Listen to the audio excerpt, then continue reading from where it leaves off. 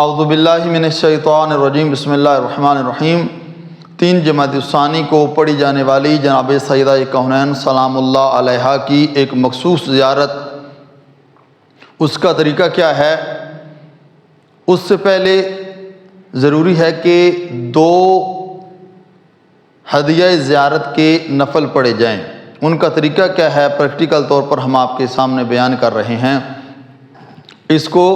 جناب سیدہ کونین کی نماز بھی کہا جاتا ہے، اور اس کا طریقہ یہ ہے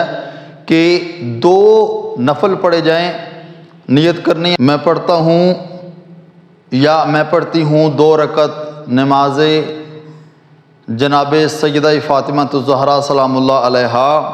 قربتاً الی اللہ۔ پہلی رکعت میں سورہ الحمد پڑھنی ہے، اور اس کے بعد 60 دفعہ سورہ توحید قل هو اللہ احد آپ نے یہ پڑھنی ہے،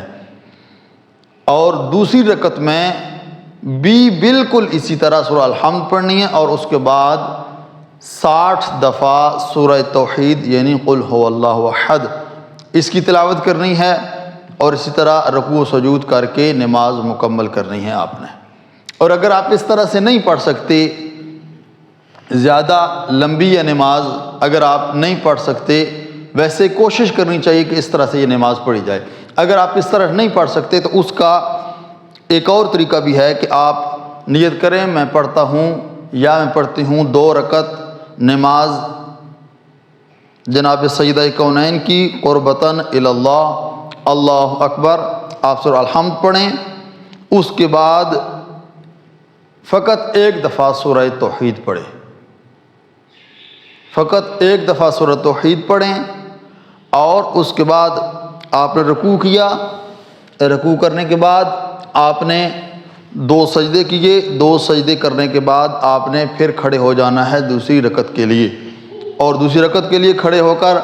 آپ نے پھر سورہ الحمد پڑھنی ہے، اور اس کے بعد سورہ کافرون قل یا ایھا الکافرون لا اعبد ما تعبدون یہ والی مکمل سورہ پڑھ کے پھر اسی طرح دعا مانگنی ہے۔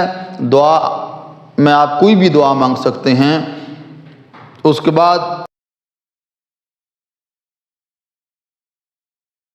بعد وہ زیارت جو ہم ابھی آپ کے سامنے پڑھ رہے ہیں وہ زیارت آپ پڑھیں، اور اس کے بعد دعا کریں خداوند کریم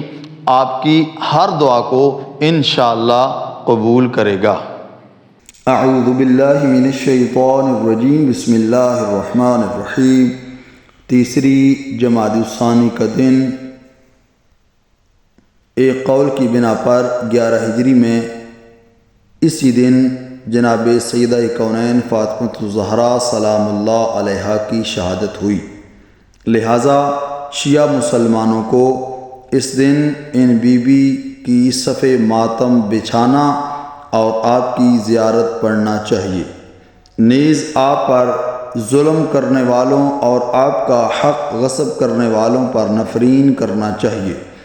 سید ابن طاؤس نے کتاب اقبال میں آج کے دن ان محرومہ و مغمومہ بی بی کی زیارت یوں نقل فرمائی ہے: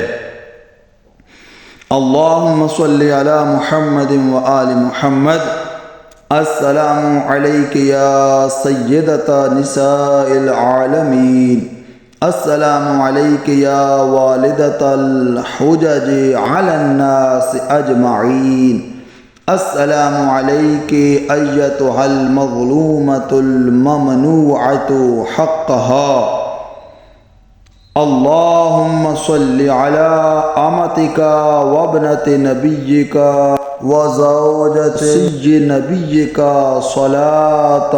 تزلفھا فوق زلفی عبادک المکرمین من اہل السماوات و اہل الارضین۔ روایت میں آیا ہے کہ جو شخص جناب بطول سلام اللہ علیہا کی یہ زیارت پڑھے گا اور اپنے گناہوں پر معافی کا طلبگار ہوگا، خداوند کریم اس کے گناہوں کو معاف فرما دے گا اور اس کو جنت میں داخل کرے گا۔